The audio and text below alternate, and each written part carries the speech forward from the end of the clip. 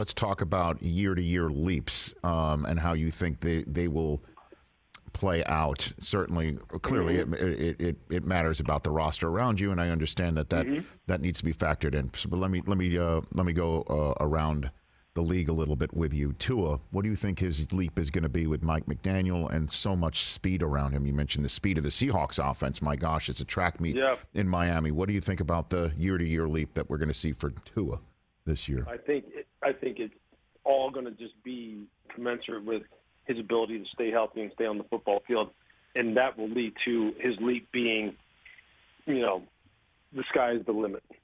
I've always been a big believer in him, okay? He wasn't some scrub coming out of Alabama.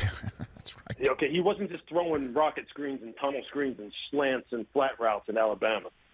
Tua was launching that ball down the field beautifully to some very good wide receivers on a very good football team, obviously. Well, now he's got a football team that has some very good wide receivers that are very fast. They can make some tremendous plays down the field. And I guess other than Tua's health, the play of his offensive line is going to be important because he can't just be getting back there and getting his rear end kicked, as has been the case in his career so far down in Miami. And lastly, you don't have to look over his shoulder. He doesn't have to wonder if Ryan Fitzpatrick's going to be inserted into the game. He doesn't have to worry whether or not the coaching staff and or front office truly believes in his ability to be the future quarterback. I think they're all aligned behind him. Mike McDaniel in particular is aligned behind him and making sure that he has everything he needs to try and be successful. And I think that freedom in his mind, on top of all the better players that he has around him, you see some of the clips that people are showing from practice and him launching the ball down the field to Jalen and to Tyreek. Tua's going to be on it this year.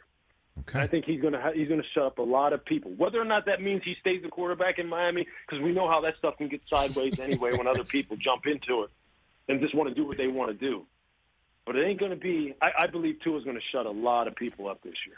Next one on the list here, Jalen Hurts. Year-to-year leap for him is going to be what, Louis Riddick? You got? Again, another situation where a team set him up to succeed about as well as you possibly can set up a young quarterback. All of his growth is going to come inside the pocket. If his growth really accelerates inside the pocket, then the leap is going to be significant to the point where in 2023 they're going, we don't need to look for a quarterback. If his growth inside the pocket is not where they need it to be, then 2023 is when they'll use all that draft capital to find his replacement. But I think he's capable of doing it. Yes, preseason game one, he looked fantastic. Yes, it's preseason game one. But people in Philadelphia really believe in the way that Jalen is wired. Jalen also has been a guy who's been subjected to a lot of turnover in his life as far as different play callers, different people in his year, from year to year to year to year. It's been change every year. Now he has a little bit of stability, and he has some absolute just playmakers around him. Run game, pass protection. He's another guy who I would expect him to make a significant lead. I'm not as high on him as a thrower of the football, though, as I am on a guy like Tua. How about that? Okay. That's an interesting comparison right there. Yep. Trey Lance, next one for you. What do you think the leap's going to look like for him now that it's his gig? I know. This is my personal, cheerleading story here, okay? Okay, yep. I am the president of the Trey Lance fan club. I might be the vice president then, if you're the president. There you go. Hey, and you know what? I think we're smart men, Rich. Great. And I think that's – look, he is such a good person, has such a great story. And you know the story, no Power 5 schools offer him any scholarship to be able to play quarterback. All of them want him to switch his dream school, the University of Minnesota. Nope, you can't play quarterback here. But you can play another position. That kind of story, that kind of rejection fuels people, man. And Trey has proved people wrong his entire life. And it's not like he's some scrub either. This kid's a fantastic freaking athlete. And with that team he has around him, with that head coach and play caller he has around him, with that running game and offensive line he has around him, and with those receivers and tight end that he has around him, and the schooling he's getting every single day in practice against that defense, man, Trey Lance, I think, could have that kind of year where no one sees it coming, just like in 2018 No one saw it coming with number 15 down there in Kansas City. Damn. They said, yeah, he can be good.